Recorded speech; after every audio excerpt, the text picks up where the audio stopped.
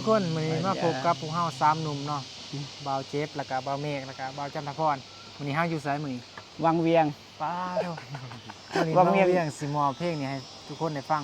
แต่งล่าสุดแต่งล่าสุดโอเคมุ่นฮักวังเวียงทุกคนลองฟังกันเขตแคว้นแห่งนี้มีน้ำชื่อว่าวังเวียงที่มีชื่อเสียงถิ่นฐานดินดำน้ำสูง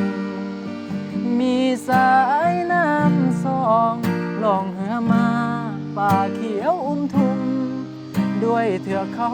อ้อมหอบหอมกวมกุมสาวเมืองวังเวียงต่อปูพี่น้องปลาปูปลาพุดเดี๋ยวจะหน่อยว่าเจ็บสิลงไปพี่น้องเลยอันนี้ก็ซ้อมอยู่พี่น้องเลยมือกองพูด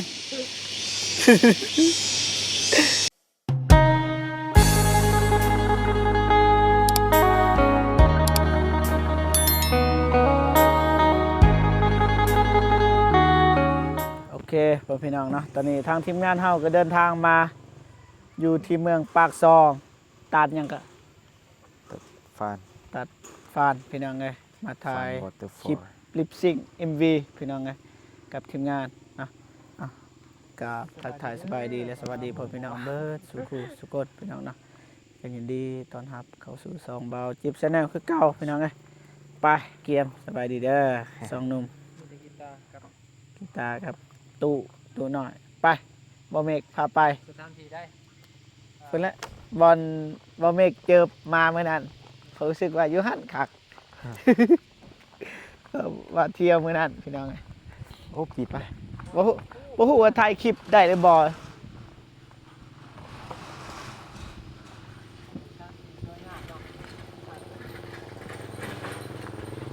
น่าจะได้อยู่เพราะว่ามันเป็นแหล่งท่องเที่ยวแม่นบ่เป็นแหล่งท่องเที่ยว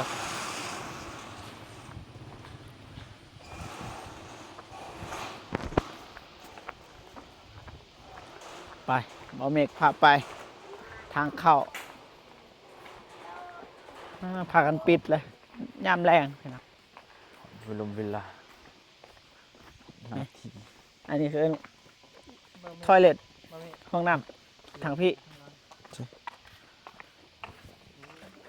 ปัดไปนั่งเด้ไปเบิ่งส่วนในเตียงนี่ก็นะมา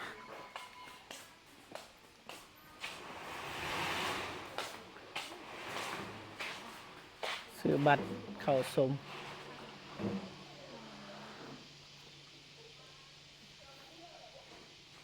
กำลังซื้อบัตรอยู่นะ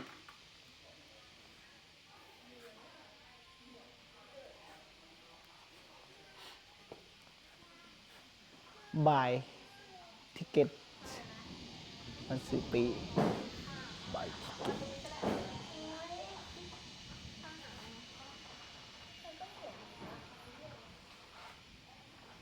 เราถ่ายนะ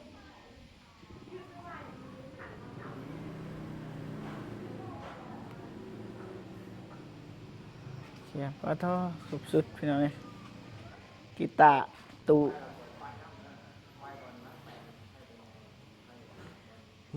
เรามีสัญญาณ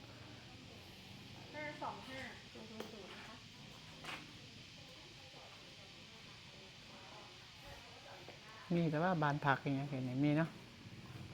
มีเดี๋ยวสิพักบ่บ่แล้วว่าซื้อเอาเงินไปใช้มาพักอันนะทางนี้แกมีเมียแล้วแค่เปื่อย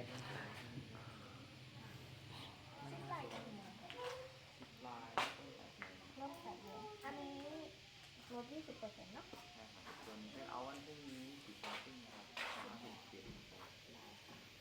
ไปคุณแม่ตามคิว3 คน3 ไฟอยู่วันละ8อันนี้วันเข้าไฟอันนี้สวิตเตอร์ดำไม่รู้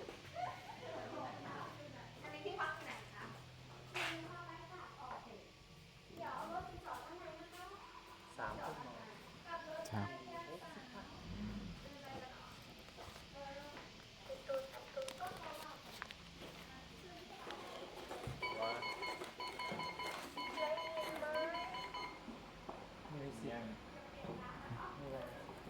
อ๋อเดี๋ยวมาฟัง60,000 กีบโอเค ไป go ไปต่อ room contact ทางเข้า นี่อ้าวคือบ่เข้าทางนี้ นี่ โอ้ขักเว้ย สวย สวยสวย plan ticket อยู่นี่ป่ะขักป่ะ ลงที่กล้องไปแล้ว อยู่ลุมก็ได้ อยู่ลุมอยู่ลุมได้เจ้าน้อยก็ได้ทางนี้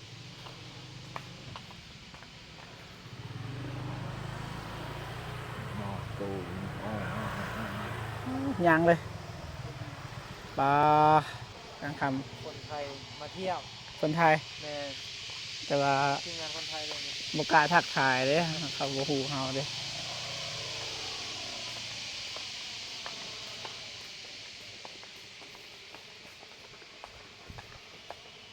คนไทยงามเนาะคนไทย คนไทยงามเนาะแต่เขาบ่ฮู้ก็ลีญี่ปุ่นเขาบ่เคยเห็น เห็นคนไทยก็งาม ตาดฟานรีสอร์ท ตัดสัน this is ไปไป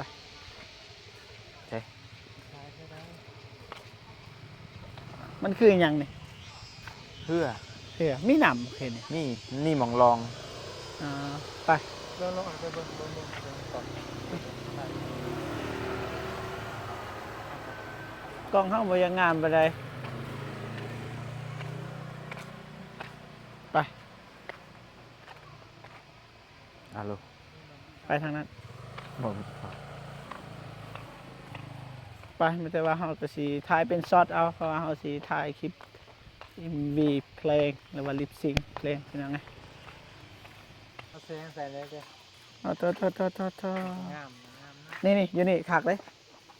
นี่ได้บ่บ่เมก ได้ก็ได้ ไหนนะไปแต่ว่าสีหยุดคลิปเขาก่อนเป็นยังไงไปต่อวันนี้อยู่นี่ช็อตหนึงต้องช็อตแล้วเป็นยังไงนี่ตรงนี้ตรงนี้ตรงนี้แล้วก็มีเพื่อนนี่ตรงนี้แล้วที่มันยาวไม่เคยเลยขึ้นได้ อันนี้บอกไม่สั่งคำ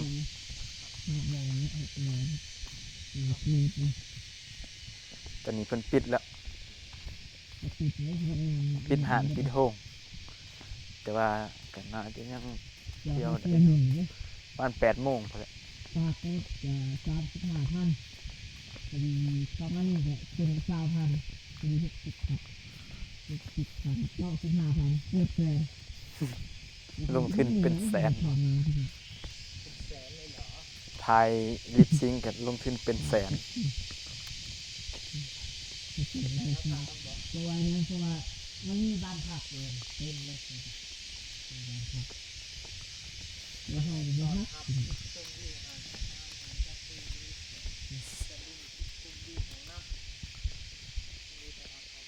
ของน้ำ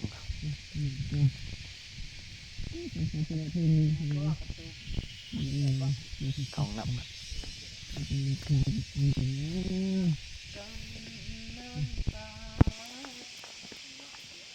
เนี่ยทางนี้ ทางไปห้องน้ำมานี่จะปิดเบ็ดเลย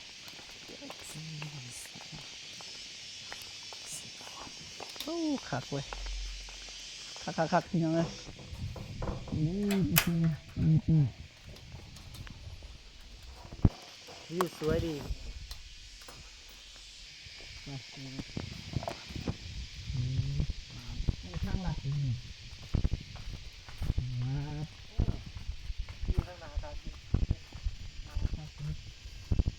ลิงนั่นเลย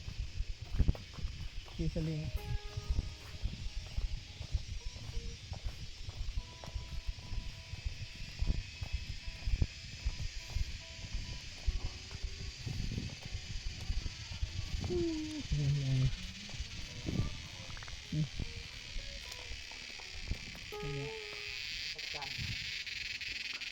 กันเลยโอ้ my god โอ้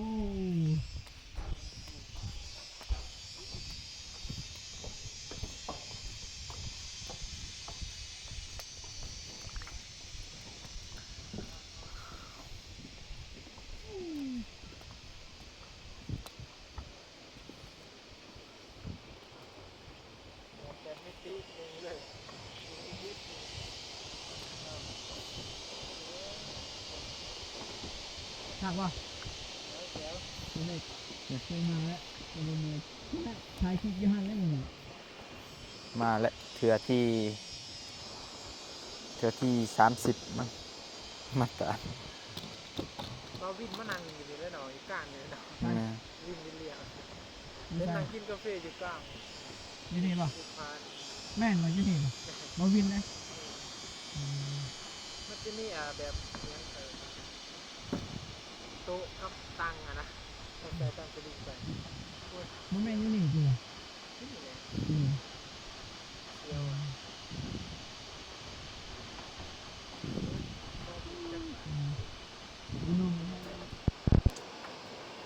ปาด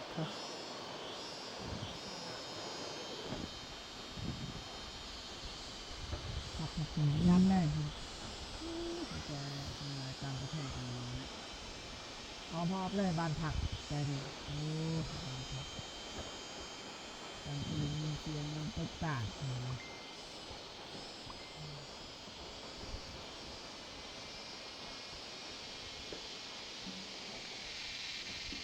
ว้าว ที่สนิงนี่พันปลาย600,000เท่าไหร่700,000ป่ะ680,000 680,000พอดี 1,000 บาท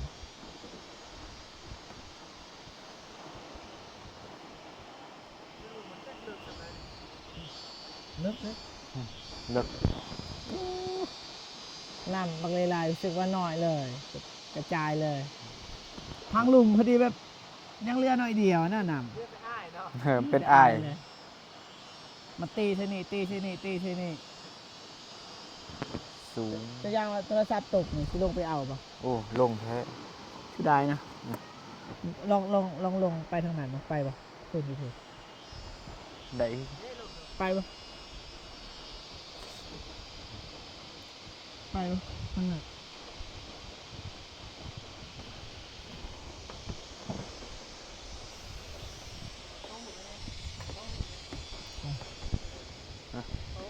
หุบใครปะ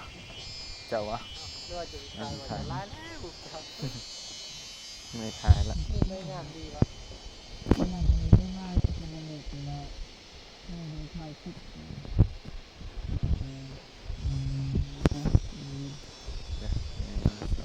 ถ่ายคลิปมันซื้อกินยัง มันนับปีอันนี้ก่อนปะ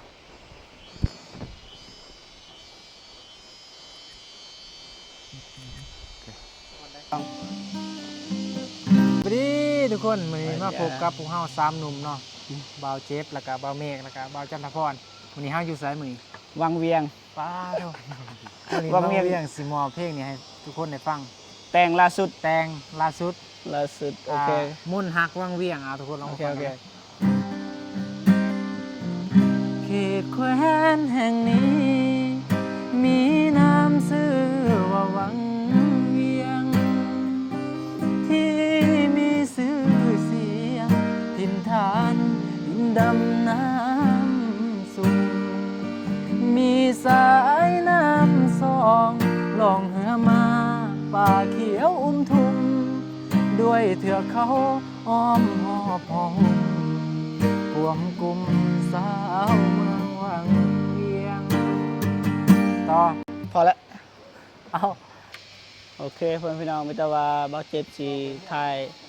ลิปซิงเพลงก่อนพี่น้องเลยแต่ว่าสีโจ๊ะคลิปเท่านี้ก่อนได้พี่น้องเลยปลาปลาพุดเดี๋ยวจะหน่อยว่าเจ็บสิลงไปพี่น้องเลยอันนี้ก็ซ้อมอยู่พี่น้องเลยมือกองพูด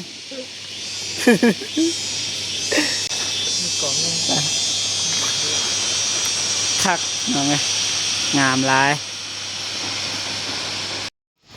ไปพี่น้องไงเบาเมกครั้งแรกวะครั้งแรกเนี่ยมานี่เลยครั้งแรกพี่น้องเอ้ยครั้งแรกวะเอาที่ซองแล้ว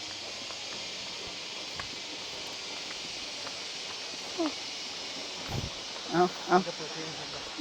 เราหูจักเลยเด้เดินคักลายพี่น้องเลยบินลงไปเลยโอ้ป้าความเลิกหยาดดิอ๋อบ่เห็นเลยบ่เห็นเลยพี่น้องเอ้ยมองคุ้มคือสิเลิกดิลงไปบ่ถ่ายบ่ได้เด้มื้อนั้นมาคือกันแต่ว่าเฮาบ่ได้ถ่ายคันบ่ถ่ายซะว่าบ่ได้มาพี่น้อง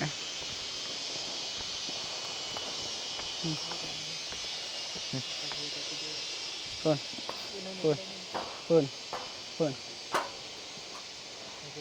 โอ้คักพี่น้องเบิดซ้ำนี่เด้อบ่เมฆเอ้ย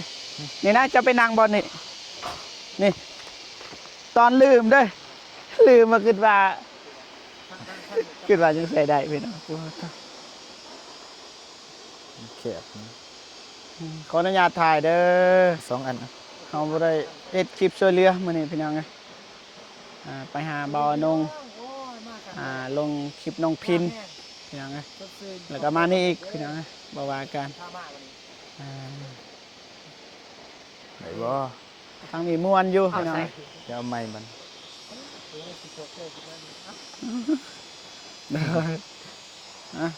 ภายในสิเอาหูบเขาอยากได้หูบ2 หูบ 3 หูบได้อยู่ที่มองยืนถ่ายเขาหูบ3 คนได้ป่ะได้3 คนป่ะ3 คนเท่านะนี่ไม่ยืนกอดใจพี่นายเจดีเด้ไปพี่น้องเดินทางกลับอันนี้กลับขึ้นทินทาน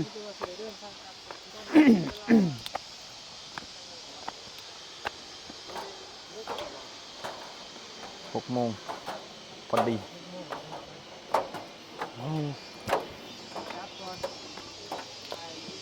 เรียบร้อยพระท่อเจ็บขาพี่น้องเราเจ็บขาเลยเดี๋ยวว่ากันไปวันนี้เป็นตัวว่าเราจะเดินทางกลับก่อนน้องเจอกันในรถพี่น้องไปพี่น้องเดินทางกลับบ้านนี้อุดมสมบูรณ์นะแหล่งท่องเที่ยวพี่น้อง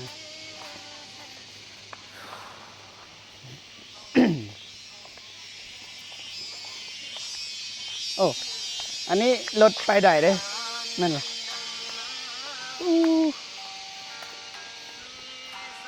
มีไฟดอกไฟนะครับ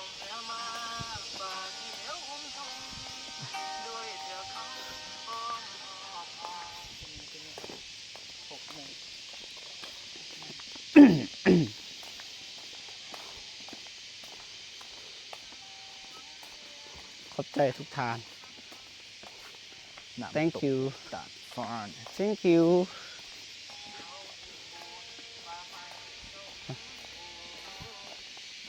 มันกันสั่นบ่ได้พี่น้องโทรศัพท์บ่เจ็บมันจะสั่นอย่างเดียวสั่นมันกันบ่ได้เป็นหนาวโอเคพ่อพี่น้องเนาะจะได้ก็ขอบใจหลายๆเด้อที่เข้ามาให้กำลังใจพี่น้องนะเจอกันคลิปหน้าพี่น้องเนาะสำหรับคลิปนี้ไปก่อนพี่น้องเด้อมาถ่ายคลิป MV เพลงใหม่ซื้อเพลงดอกน้ำตาพี่น้องอย่าลืมเข้าติดตามแล้วก็ให้กำลังใจ ทางทีมงานเฮาพี่น้องไงคือฮู้อะไรพี่น้องเฮาเต็มทีเลยพี่น้องไงพี่ทีงามๆแล้วก็หาทีมงานมาแสดงนำทางทีมงานกับบทปฏิเสธพี่น้องไงยินดีซอยสนับสนุนก็หวังว่าผู้ใหญ่ก็ซอยสนับสนุนนะบ่อยากฟังก็เปิดไว้แล้วก็แล่นนี่ว่ากันพี่น้องเจอกันคลิปหน้าพี่น้องเนาะบ๊ายบายเด้อ